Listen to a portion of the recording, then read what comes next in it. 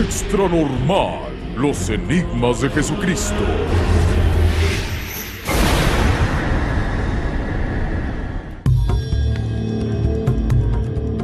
Qué bueno que continúa con nosotros en este especial sobre los enigmas de Jesucristo. Pues vamos a dar paso a un tema muy polémico, los evangelios apócrifos. Vamos a hablar del evangelio de Judas. Desde sus inicios, las iglesias cristianas tienen como base principal los hechos relatados por 4 de los 12 apóstoles que acompañaron a Jesús de Nazaret durante sus últimos años de vida. Evangelios escritos por Mateo, Marcos, Lucas y Juan. Pero desde a mediados de los años 70 nacieron algunas teorías que aseguraban el descubrimiento de un evangelio diferente. Un evangelio que coloca a Judas como el elegido por Dios. Un Judas que fue capaz de entender y comprender al Mesías por el contrario de los demás apóstoles. Un escrito que aleja a Judas de los señalamientos de traición y maldad, incluso de posesión demoníaca del que se le ha perseguido desde la crucifixión de Cristo. Este pergamino escrito entre el año 150 y 200 después de Cristo tiene un desconcertante título, El Evangelio de Judas.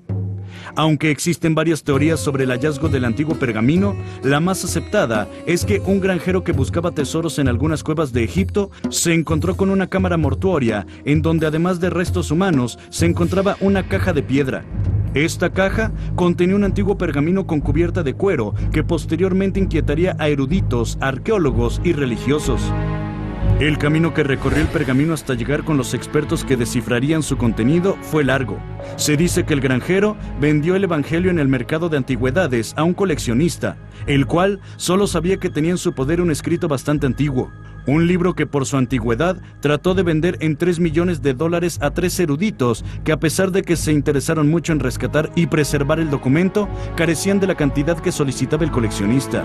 El único provecho que sacó el dueño del códice es saber que tenía en su poder un documento que podría tratarse de un evangelio perdido. Increíble resulta saber que este coleccionista, después de intentos fallidos por vender el códice, termina guardando el pergamino en una caja fuerte en Nueva York sin ningún cuidado, secándose y prácticamente convirtiéndose en polvo. Es hasta el año de 1999 cuando una comerciante de antigüedades adquiere el documento en $300,000 y manda el pergamino casi destruido a Suiza para su estudio. Es ahí cuando una fundación privada dedicada a la conservación del arte contacta a la National Geographic Society para restaurar y traducir el texto. La National Geographic Society reúne a un grupo de especialistas comenzando por una experta en reconstrucción de pergaminos, la cual, al lado de un traductor, trabaja en el rescate del pergamino. Las sospechas sobre tener en su poder el Evangelio de Judas son confirmadas mediante la traducción del texto que relata hechos de la vida pública de Jesús, pero también menciona una y otra vez al discípulo Judas, además de que meses después, al analizar un trozo del pergamino en la Universidad de Arizona, se revela la edad del Evangelio tras realizar la prueba del carbono 14. El resultado probó que el pergamino data del año 150 y 200 después de Cristo. Después de este hecho, solo quedaba una cosa: conocer la traducción del Evangelio escrito en un idioma llamado cóptico.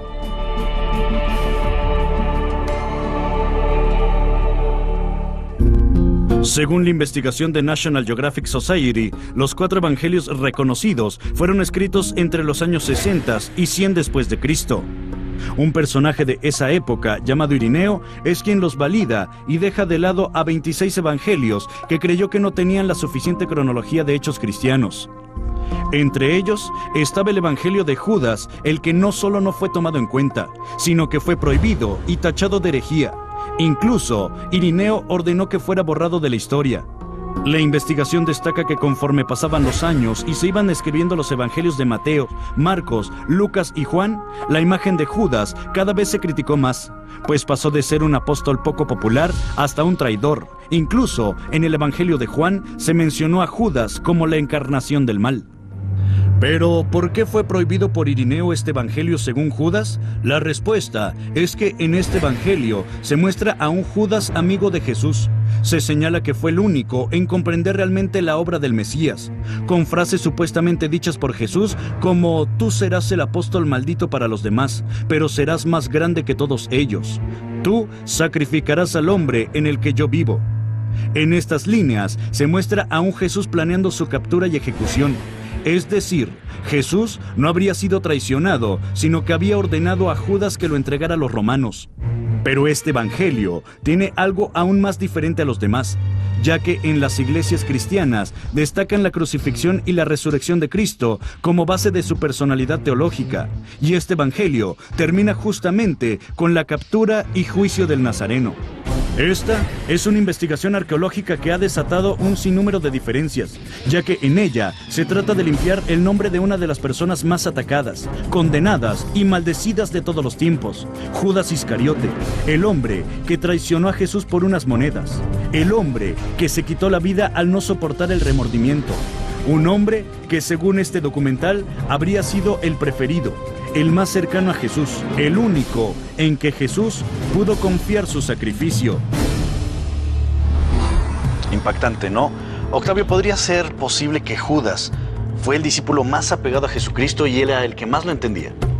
Podría ser, todas son hipótesis, pero mira, fíjate cómo se están encontrando muchísimos manuscritos y entendiendo la verdad, de una verdad pues que ya existe en estos tiempos y en este tiempo de cambio. Yo creo que todo lo que está sucediendo en este momento es parte de una lógica, tenemos que llegar a la verdad. Existe una verdad, pero yo creo que esa verdad tiene más vertientes. Y ahora, dentro de la búsqueda de esa verdad, nos hemos apoyado mucho en cosas científicas, doctor Rodríguez. A mí me gustaría que usted me dijera qué es la prueba del carbono 14. El carbono 14 es una prueba científica descubierta en 1945 por Samu Kemp. Se trabaja radioisótopos. Esta es una prueba que se realiza con cualquier material orgánico para poder establecer un tiempo muy exacto en cuanto a duración y existencia. Hablaríamos de protones y neutrones que se utilizan en unas concentraciones y el carbono 14 actúa en todos los elementos orgánicos y eso nos puede ayudar a determinar una data que incluso las pruebas más científicas nos han dado pruebas reales de más de 5.000 años de antigüedad. Desde un pequeño hueso hasta un material que se ha sido como tintas, escrituras o todo esto que se está mencionando ahorita, que es una prueba que nos acerca a un 99% de proximidad en cuanto a la eficacia para tiempos exactos.